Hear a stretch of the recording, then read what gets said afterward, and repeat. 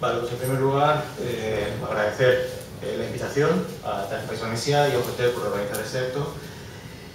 Y bueno, mi intervención va a ir en dos sentidos. En primer lugar, una valoración express del TTIP para luego pues, clarificar cuál es el posicionamiento de UPyD.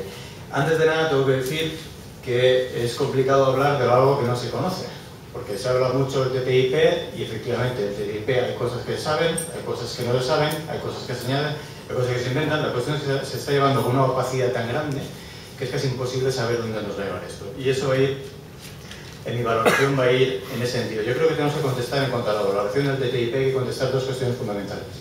La primera cuestión es si esas supuestas, una cuestión de carácter económico y una cuestión de carácter político. La cuestión de carácter económico es sencilla. Realmente este proceso de liberalización comercial y de inversiones, las ganancias que se derivan del mismo van a ser superiores a los costes que indudablemente van a haber, de las pérdidas potenciales que se van a generar. Esa es la primera pregunta que nos tenemos que hacer, de índole económico.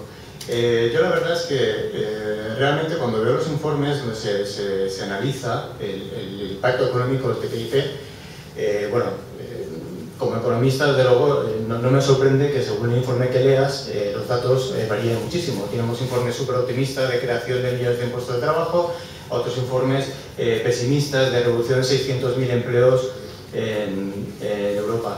Al final, realmente, lo que estamos hablando, si hacemos los números, un poquito, hacemos unos números y con unos supuestos realmente muy favorables a ese supuesto impacto económico del TTIP, lo que encontramos realmente al final es que es una creación de empleo, y mi centro en cuestión de empleo, porque es una cuestión indudablemente importante, realmente, bien, no me gustaría despreciar ninguna fuente posible de crecimiento, pero estamos hablando de cantidades ridículas, realmente.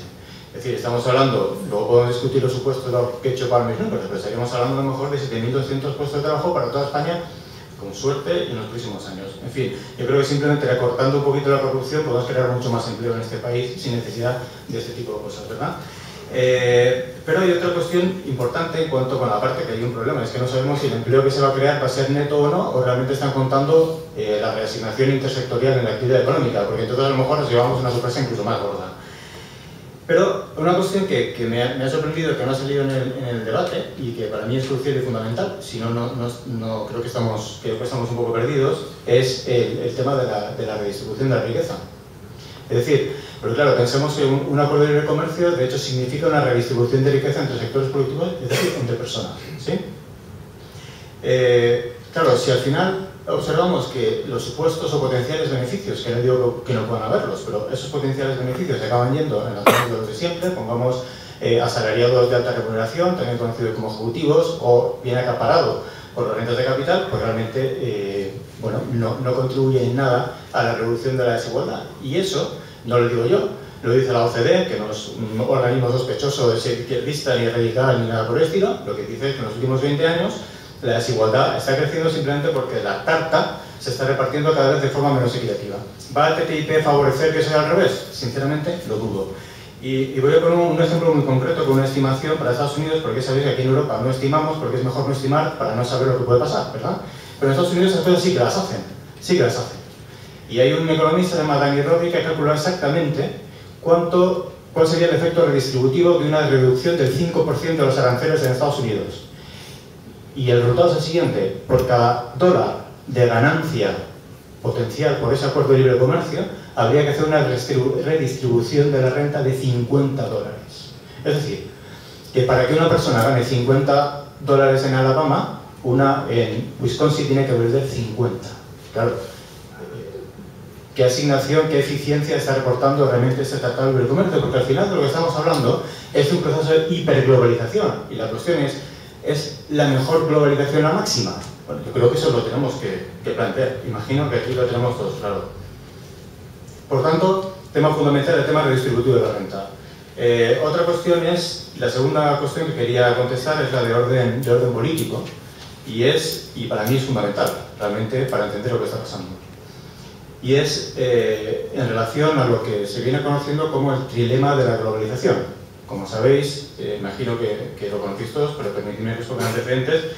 El trilema de la globalización lo que establece es que hay tres aspectos de la economía política actual que son incompatibles, no pueden existir al mismo tiempo, solo pueden existir dos de ellos. ¿Cuáles son esos tres aspectos? En primer lugar, la globalización o hiperglobalización, si me permitís que lo llaméis un elemento. El segundo elemento es la democracia, los sistemas democráticos y los controles democráticos. El tercer elemento, incompatible al mismo tiempo con los otros dos, es la aplicación de políticas nacionales independientes. Es decir, que si nosotros esos tres elementos solo son compatibles a pares, no los tres al mismo tiempo. ¿De acuerdo? ¿Qué significa esto?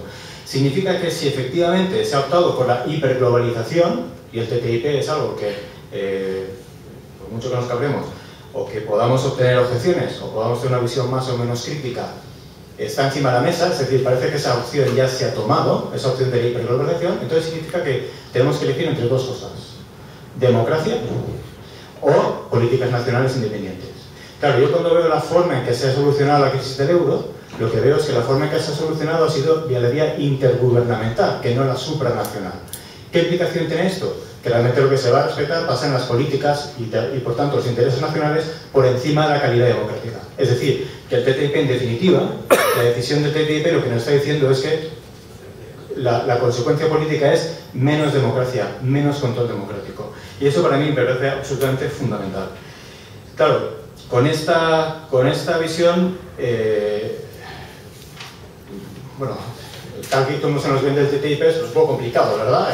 Comprarlo. Entonces, digo, nosotros desde UPyD no tenemos un posicionamiento al TTIP simplemente porque no sabemos todavía lo que es el TTIP. Como nadie se esforzó en explicarnos qué narices es esto, entonces tenemos un posicionamiento más... hombre, yo diría que más bien hemos establecido unas líneas rojas, que una vez os lo explico me parece que quedará bastante claro. En primer lugar, hay un problema fundamental del TTIP.